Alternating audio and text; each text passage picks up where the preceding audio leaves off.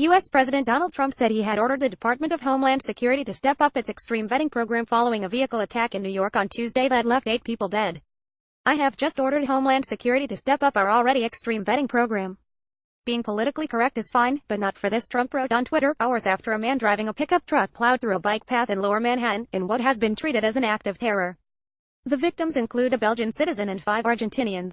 Trump ran for office in 2016 pledging to crack down on illegal immigration for security reasons, and has called for extreme vetting of foreigners entering the United States.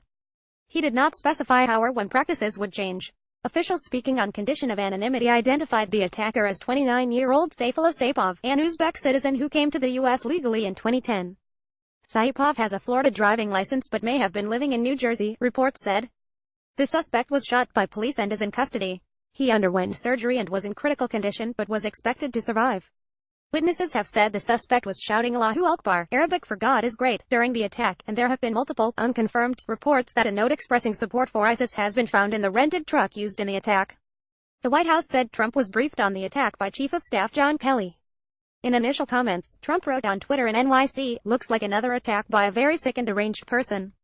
Law enforcement is following this closely.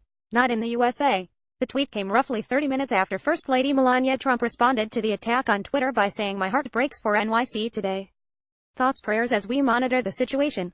Trump later tweeted, "We must not allow ISIS to return, or enter, our country after defeating them in the Middle East and elsewhere." Enough. Although there is an ISIS presence in Uzbekistan, it is not one of the countries subject to Trump's controversial travel ban. Roughly 90 minutes after Trump's first tweet on the attack, he expressed his condolences for the victims. "My thoughts, condolences and prayers to the victims and families of the New York City terrorist attack.